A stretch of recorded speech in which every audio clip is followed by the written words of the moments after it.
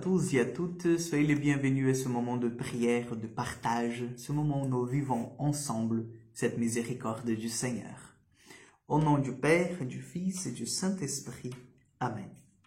Je vous salue Marie, pleine de grâce. Le Seigneur est avec vous. Vous êtes bénie entre toutes les femmes. Jésus, le fruit de vos entrailles, est béni.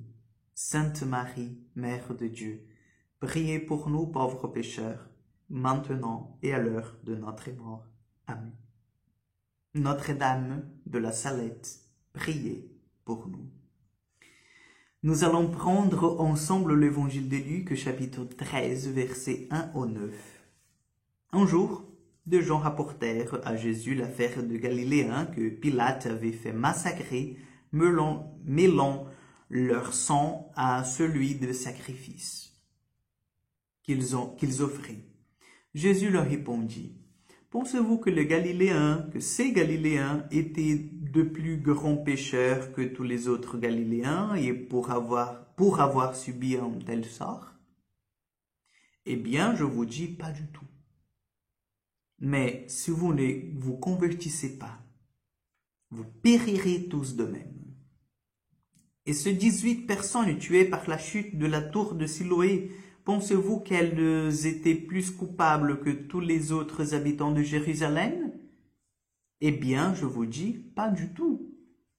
Mais si vous ne vous convertissez pas, vous périrez tous de même. Jésus disait encore cette parabole. Quelqu'un avait un figuier planté dans sa vigne. Il vint chercher du fruit sur ce figuier, n'en trouva pas. Il dit alors à son vigneron, « Voilà 3 ans que je viens chercher du fruit sur ce figuier et je n'en trouve pas. Coupez-le. À quoi bon le laisser épuiser le sol? » Mais le vigneron lui répondit, « Maître, laisse-le encore cette année, le temps que je bêche autour pour y mettre du fumier. Peut-être donnera-t-il du fruit à l'avenir. Sinon, tu le couperas. » Acclamons la parole de Dieu. Oui, chers frères et sœurs, le Seigneur nous laisse le temps de nous convertir. Il faut comprendre le mot conversion aujourd'hui, basé sur cet évangile, comme un temps de produire du fruit. Et qu'est-ce que cela veut dire, Père César, produire du fruit? Parce que j'ai jamais compris ça. Produire du fruit, c'est en fait tendre à cette vocation et perfection que le Seigneur, il nous inscrit depuis en fait notre conception. Vous savez, chacun de nous avons un appel à la sainteté, à une perfection, et pas seulement en fait une perfection, je dirais, physique, parce que c'est aujourd'hui ce que nous cherchons avec les plusieurs techniques d'amélioration du corps, n'est-ce pas? Les techniques de bien-être, de vraiment, voilà, entrer dans ce système de transhumaniste, vous voyez? Donc, c'est pas seulement ça, en fait. On réduit cette perfection que le Seigneur nous donne, une perfection physique, et nous savons bien que ce corps que nous avons, c'est un corps mortel, sujet à la corruption.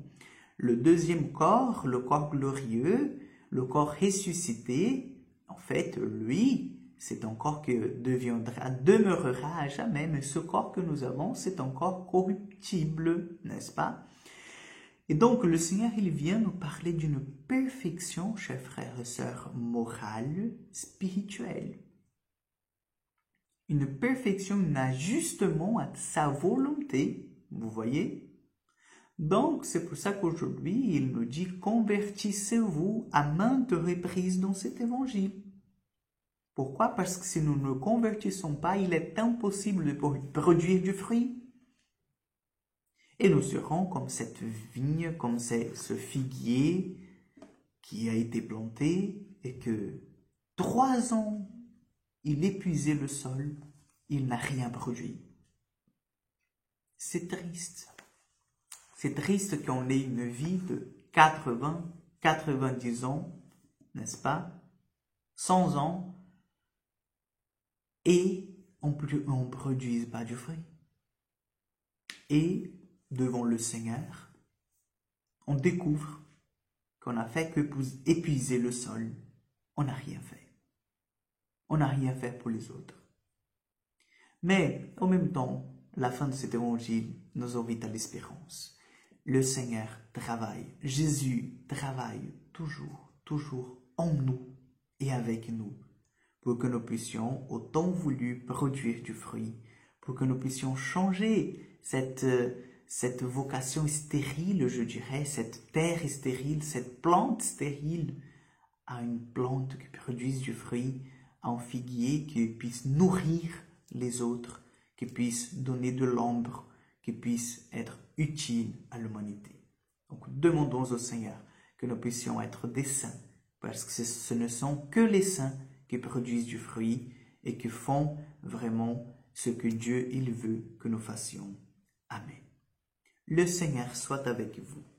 Que Dieu Tout-Puissant vous bénisse et vous garde, le Père, le Fils et le Saint-Esprit. Amen. Chers frères et sœurs, allez dans la paix du Christ.